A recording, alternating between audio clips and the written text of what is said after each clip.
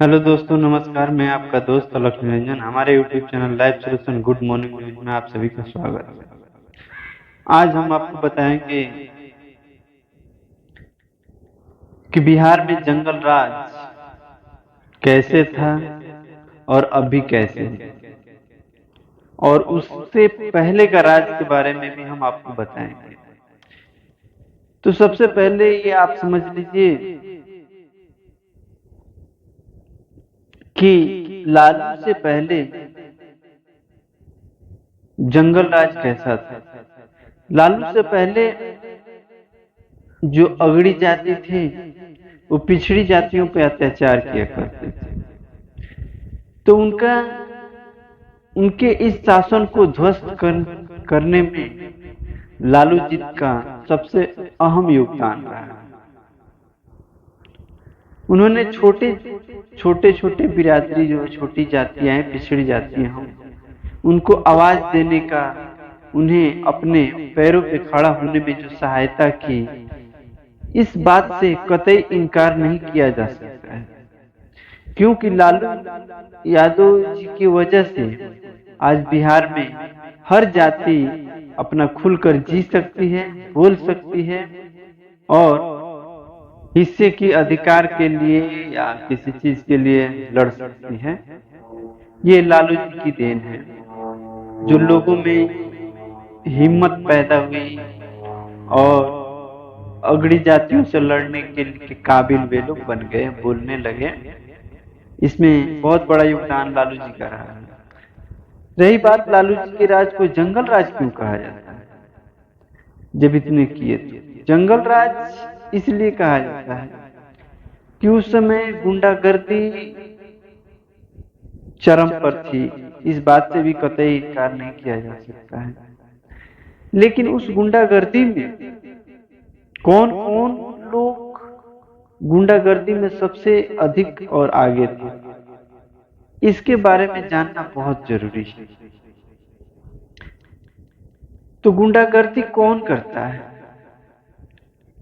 कौन बिहार में इस तरह का उत्पात मचाए हुए थे? तो जाहिर सी बात है, प्रश्न उठेगी। तो आप लोगों ने कभी इसके बारे में नहीं सोचा कि बिहार में गुंडागर्दी आखिर करता कौन था? आम लोग करते थे, साधारण लोग करते थे? नहीं, कोई भी आम पब्लिक या साधारण पब्लिक गुंडागर्दी नहीं करती थी।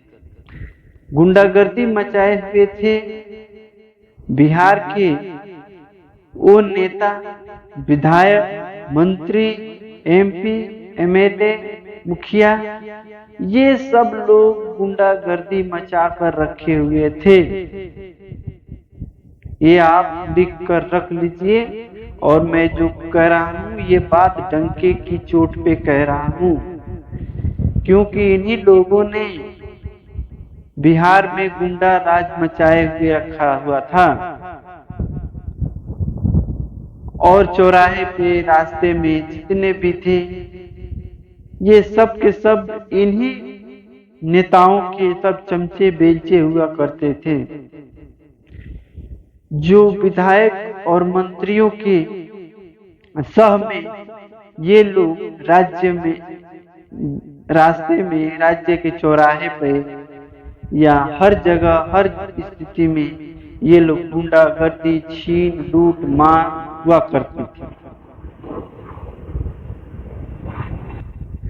तो बिहार के मुखिया, एमएलए, विधायक, ये सब जो लोग हैं, यही लोग जंगल राज बनाकर रखे हुए थे।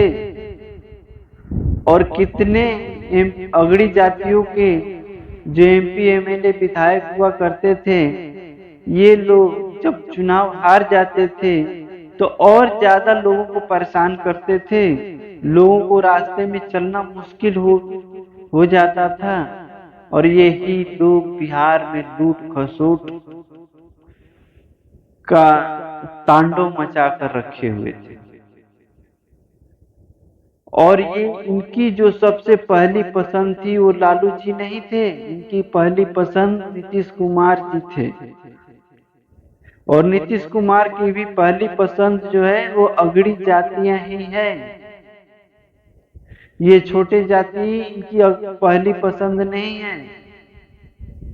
ये कहने के लिए अगड़ा पिछड़ा सब बोलते हैं, लेकिन इनकी जो पहली पसंद है वो अगड़ी ही जाति है। राजपूत, भूमिहार, पंडित, ये सब इनकी पहली पसंद है। और इन्होंने जब सत्ता संभाली 2005 में, तो बिहार में इन्होंने सुशासन की सरकार लाने की पेशकश कर दी। लेकिन सुशासन की जो सरकार थी, इससे पहले की सरकार में सबसे ज्यादा उत्पात मचाने वाले और कोई नहीं बल्कि नीतीश के ही विधायक और मंत्री हुआ करते थे, और दोष देते थे लालू प्रसाद यादव जी। और लालू जी के भी मंत्री विधायक थे, लेकिन जहां लालू जी के 10-15 विधायक गुंडे बदमाश थे, तो वहीं 90% नीतीश कुमार के विधायक मंत्री गुंडे और मवाली हुआ करते थे। लेकिन सरकार बदलने के बाद सारा ठिकरा, जंगल राज का सारा ठिकरा लालू यादव के ऊपर फोड़ देना,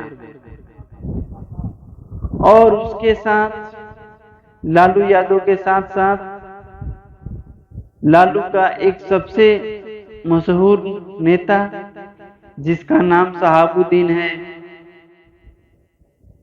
उसी के ऊपर सारे जंगल राज का ठिकरा फोड़ दिया गया कि हाँ, पूरे बिहार में गुंडागर्दी मचाने वाला एकमात्र नेता शहाबुद्दीन है। और उसी शहाबुद्दीन के नाम पे ये लोग अपनी रोटियां सेकते रहे और जंगल राज का भय दिखा दिखाकर आज तक नीतीश कुमार और उनके साथी बिहार पे राज करते रहे। आज भी बिहार में अगड़ी जातियों का ही राज है, लेकिन ये पिछड़ी जातियां इस बात को समझने से कतई इनकार नहीं है उनका कि ये लोग, इन लोगों की राजनीति जो छोटी जाति के लोग हैं वे लोग नहीं समझ पाते हैं। उन्हें लगता है कि लालू यादव ही बिहार में गुंडा राज मचा रखे थे। इसीलिए हम आपको एक क्लियर कर देना चाहता हूं कि अगर नीतीश, लालू और रामविलास पासवान, अगर ये लोग शरीफ आदमी और ईमानदार होते तो आज बिहार के मुख्यमंत्री और इतने बड़े नामों में शुमार नहीं होते। क्योंकि ये लोग ईमानदारी से अगर चुनाव लड़ते तो शायद एक विधायक भी नहीं बन पाते। इतने बड़े पद पर पहुंचना तो दूर की बात है।